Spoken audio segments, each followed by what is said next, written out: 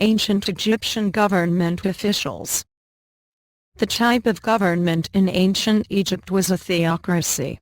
The pharaoh was the head of ancient Egyptian government officials. People believed him to be a living god.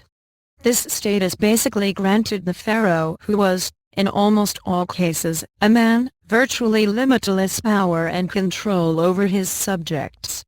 This gave him absolute control over the affairs of the empire and its people. The government used the power of religion as a control in ruling the country. The pharaoh was the person who established the laws. The pharaoh is like the king of Egypt. He controls its people, population, government, economy and almost everything else. His vizier is second in command and controls everything the pharaoh cannot. The vizier was equivalent to a prime minister. He is always by the pharaoh's side.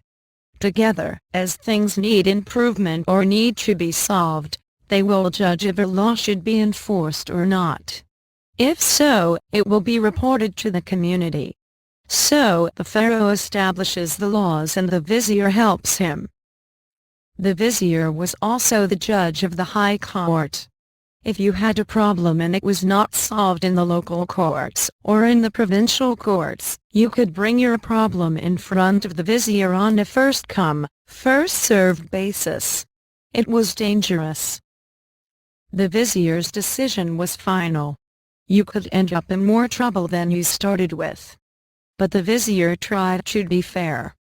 He had to explain aloud the reason for his decision in each case so that everyone who came to court that day could hear those reasons.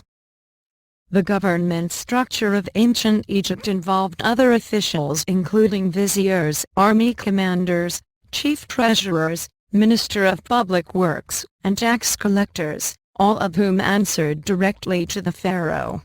There were also governors of specific pieces of land who answered to the vizier. Security of life and property, and the continuity of law and government, rested almost entirely on the prestige of the pharaoh maintained by the schools and the church. No other nation except China has ever dared to depend so largely upon psychological discipline. It was a well-organized government, with a better record of duration than any other in history. The majority of Egyptian people were peasants who worked the land along the fertile Nile flood basin. These people had no voice in their government, and accepted this fact because it was backed by their religion.